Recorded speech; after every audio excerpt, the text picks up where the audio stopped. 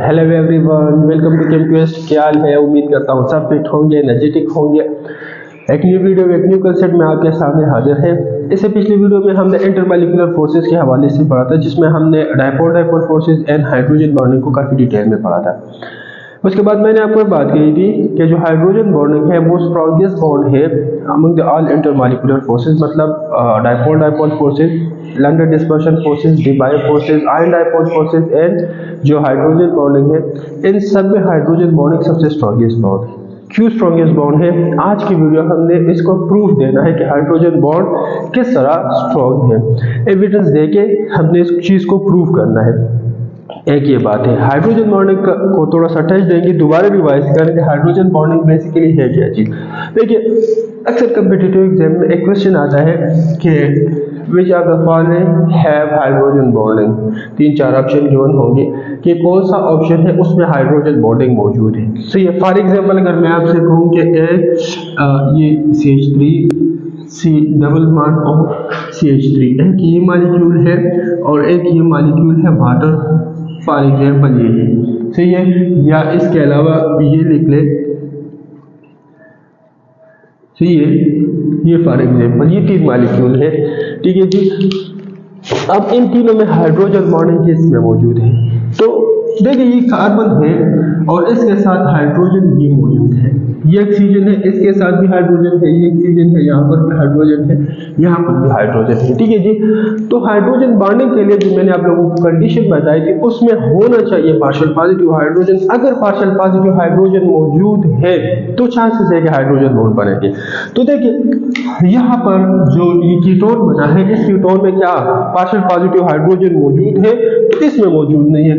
बहुत सारे स्टूडेंट्स यही पे गलती करते हैं कि हाइड्रोजन देखा नहीं और उस ऑप्शन को क्लिक करके चले। ठीक है जी। तो हमने इस तरह नहीं करना, हमने कंडीशन को देख के फिर ऑप्शन की तरफ जाना है। तो यहाँ पर बेशक हाइड्रोजन मौजूद है, लेकिन हाइड्रोजन बॉन्डिंग के लिए जो कंडीशन है वो नहीं है। हाइड्रोजन बॉन्डिंग के लिए पार्शियल पॉजिटिव हाइड्रोजन का होना जरूरी है, लेकिन ये बॉन्ड नॉन पोलर है, यहाँ पर तो चार्जेस है ही नहीं। सही है। तो ये वाला जो ऑप्शन है वो सिरे से गलत है। यहाँ पर देखिए, ये मोर इलेक्ट्रोनेगेटिव है, ये हाइड्रोजन लेस इलेक्ट्रोनेगेटिव है, तो यहाँ पर पार्शियल पॉजिटिव हाइड्रोजन है। यहाँ पर देखिए, यहाँ पर भी पार्शियल पॉजिटिव हाइड्रोजन मौजूद है। सही है। ये वाला हाइड्रोजन जो है ये पार्शियल पॉजिटिव नहीं है, जिसको हमने काउंट नहीं करना। अच्छा जी। अब पार्शियल पॉजिटिव हाइड्रोजन के बाद सेकंड कंडीशन हमने क्या पढ़ा था? अगर आपके पास 4 है, मतलब फ्लोरीन है, ऑक्सीजन है, नाइट्रोजन है, जिसको हम सिंबल लिखते हैं 4, फ्लोरीन, ऑक्सीजन, नाइट्रोजन। अगर ये 3 मोर इलेक्ट्रोनेगेटिव एटम है और उसके साथ जो लोन पेयर है वो एक्टिव है, मतलब उसने बॉन्डिंग में हिस्सा नहीं लिया है, तो वो भी हाइड्रोजन बॉन्ड बना सकता है। सही है। तो ये 2 कंडीशन आप लोगों ने याद रखनी है। ठीक है जी। द मोर इलेक्ट्रोनेगेटिव एटम जिसमें 3 होने चाहिए, फ्लोरीन, ऑक्सीजन, नाइट्रोजन, उसके साथ एक्टिव लोन पेयर होना चाहिए, वो बॉन्ड बनाएगा पार्शियल पॉजिटिव हाइड्रोजन के साथ। इसको हम क्या कहेंगे? Hydrogen bonding. अब आते हैं अपने टॉपिक की तरफ। टॉपिक में हमारा क्या है कि हमने प्रूव करना है कि हाइड्रोजन बॉन्डिंग है कि नहीं है तो है, वो तो मौजूद है, लेकिन स्ट्रॉन्गेस्ट है। ठीक है जी। तो उसके लिए हम क्या पढ़ेंगे? बॉइलिंग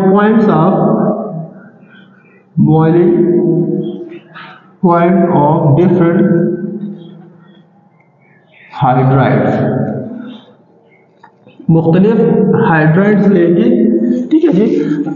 उस हाइड्राइड्स का हमने बॉइलिंग पॉइंट पढ़ना है, उसके बेस पे हमने जाके रिजल्ट फाइंड करना है कि हाइड्रोजन बॉन्डिंग किस तरह स्ट्रॉन्ग है। देखिए, मैंने हाइड्राइड्स पढ़ना है। हाइड्राइड्स का एक बाइनरी कंपाउंड है जिसमें हाइड्रोजन बॉन्ड कंबाइन होता है दूसरे एटम के साथ। ठीक है जी। देखिए, मैंने ग्रुप 4 ए के हाइड्राइड्स लेने हैं। ठीक है जी। दूसरा ग्रुप 5 ए के हाइड्राइड्स लेने हैं। थर्ड ग्रुप 6 ए के हाइड्राइड्स लेने हैं एंड ग्रुप 7 ए के हाइड्राइड्स लेने हैं। ये हाइड्राइड्स मैंने लेने हैं। ठीक है जी। और उसको प्रूफ करना है आगे जाके जी। ग्रुप 4 ए में कौन कौन से एलिमेंट हमारे पास मौजूद है हमें पता है। इसमें कार्बन है, सिलिकॉन है, जर्मेनियम है एंड टिन है। सही है। ग्रुप फोर्थ है, तो जब हाइड्राइड इसके लिखेंगे CH4, SiH4, GeH4, SnH4। Clear? ये क्या है? ग्रुप 4 के हाइड्राइड्स है। सही है। अच्छा, ग्रुप 5A, ग्रुप 5A में क्या है? Nitrogen, phosphorus, AS, Bi, HBl salt. ठीक है। थर्ड ग्रुप 4A से है, तो यहाँ पर 3 हाइड्रोजन होंगे, NH3, PH3, AH3, BiH3। ठीक है जी। ग्रुप 6A, उसमें क्या है? ऑक्सीजन है। ठीक है जी, ऑक्सीजन, सल्फर और सिलीनियम। ठीक है जी। तो यहाँ पर देखेंगे H2O, H2S, H2SE, H2TE। Last में हमारे पास है group 7A, chlorine, bromine, iodine. तो इसलिए हम लिखेंगे HF, HCl, HBr, HI। ठीक है जी। ये क्या है? ग्रुप 4th है, ग्रुप 5th है, ग्रुप 6th है, ग्रुप 7A की क्या है? हाइड्राइड्स है। इसी हाइड्राइड्स के हमने 1 by 1 बॉइलिंग पॉइंट्स पढ़नी है और उसी के बेस पे हमने हाइड्रोजन बॉन्डिंग को देखना है। देखिए,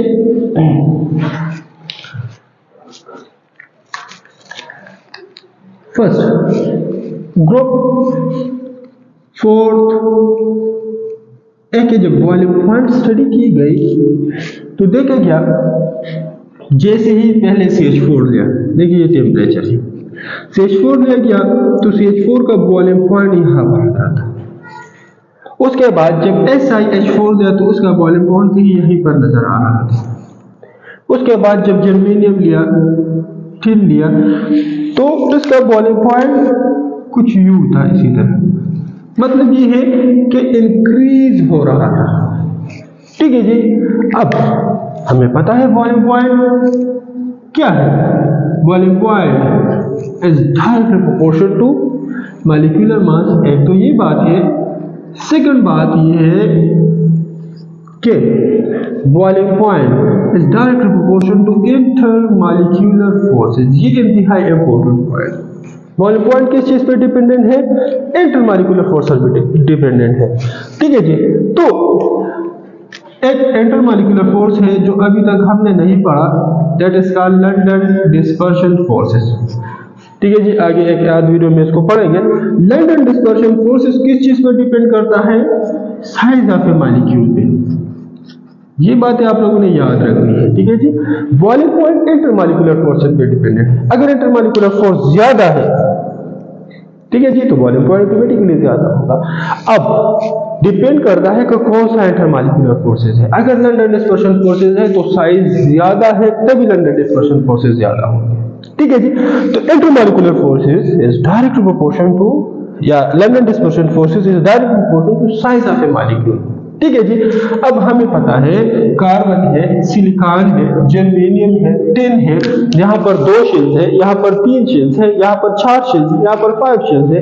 ठीक है जी। डाउन टू ग्रुप आ रहे हैं तो साइज इंक्रीज हो रहा है। जाहिर सी बात है, साइज इंक्रीज होगा तो लंडन डिस्पर्शन फोर्सेस क्या होंगे? इंक्रीज होंगे ना। तो लंडन डिस्पर्शन फोर्सेस इंक्रीज हो रहे हैं, जिसकी वजह से बॉइलिंग पॉइंट क्या होगा? इंक्रीज होगा। तो ग्रुप 4A के हाइड्राइड्स, ग्रुप 4A के हाइड्राइड्स को जब देखा गया तो उसके बॉइलिंग पॉइंट कंटिन्यूअसली इंक्रीज हो रहा था, फर्स्ट मेंबर से लास्ट मेंबर तक। सही है। दोबारा देखिए, एक स्ट्रेट लाइन है, फर्स्ट मेंबर का बॉइलिंग पॉइंट कम है, फिर सेकंड, फिर थर्ड, फिर फोर्थ एंड सो ऑन। ठीक है जी। आते हैं ग्रुप